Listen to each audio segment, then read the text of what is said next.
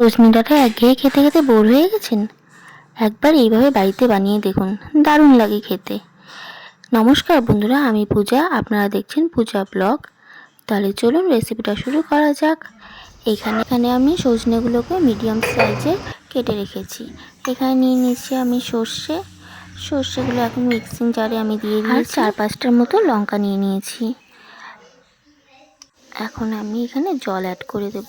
জল অ্যাড করে তারপরে এটা মিক্সিতে পেস্ট করে নেব।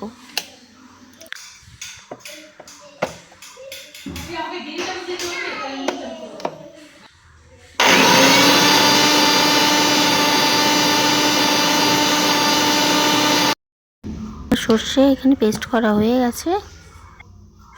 তো এখন এখানে গ্যাসটা অন করে আমি কড়াইয়ের মধ্যে তেল দিয়ে দিয়েছি। তেলের মধ্যে দিয়ে দিলাম কালো জিরে, তারপরে কেটে রাখা সজনেগুলো দিয়ে দিয়েছি, সজনে আর আলু দিয়ে দিয়েছি।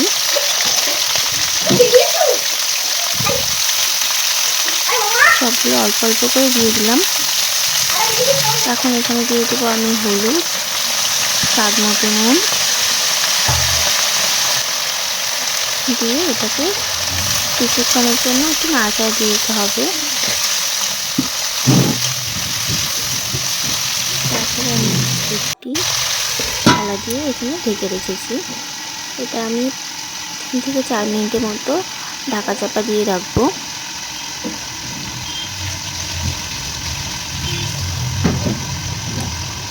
যাতে সজনেগুলো ভালো মতো সেদ্ধ হয়ে যায়। তো এখন আমি ঢাকনাটা খুলে নেব, খুলে নিয়ে আবার একটু ভালো করে ফ্রাই করে নেব।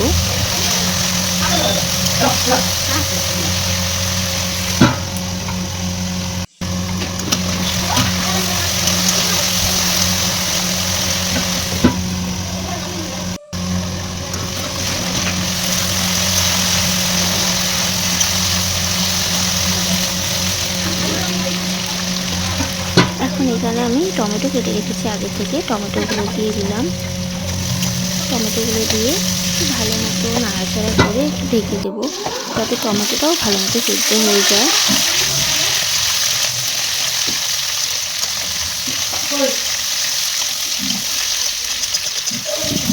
ভালো মতো এটাকে নাড়াচাড়া করে নিতে হবে।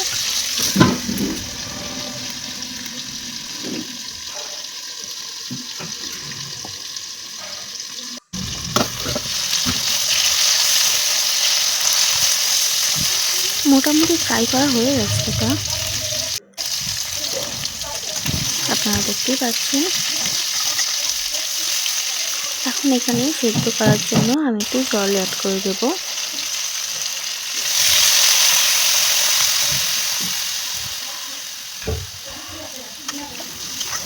জলটা দেওয়ার পরে ভালো মতো নেড়ে চেড়ে নিয়ে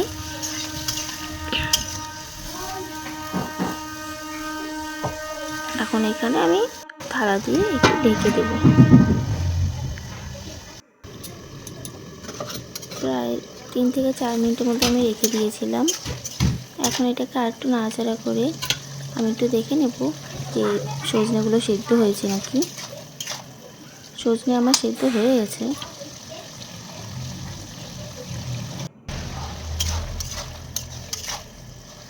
এখন এখানে আমি পেস্ট করে রাখা সর্ষেটা দিয়ে দেব।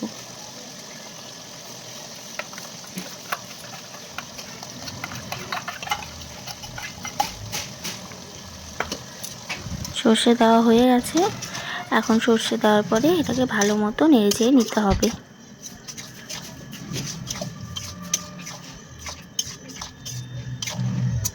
নেড়ে চেড়ে নিয়ে আমি আবার একটু কিছুক্ষণের জন্য এটাকে ঢাকা চাপা দিয়ে দেব।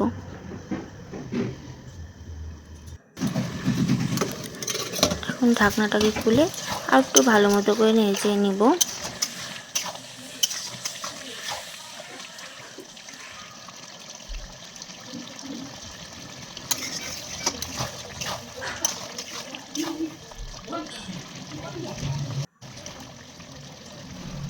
লবণটা একটু টেস্ট করে দেখলাম, লবণ একটু কম হয়েছে, এর জন্য আর একটু লবণ দিয়ে দিলাম।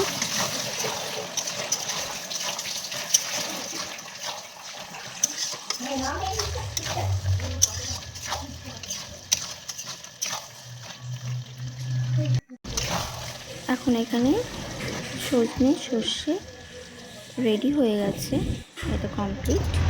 এখন আমি একটি পাত্রে নামিয়ে নিচ্ছি।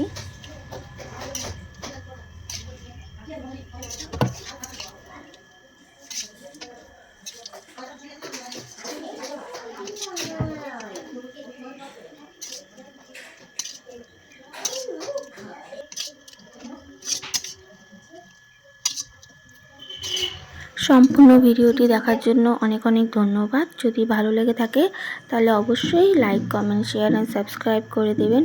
আর রেসিপিটি কেমন লাগলো অবশ্যই জানাবেন।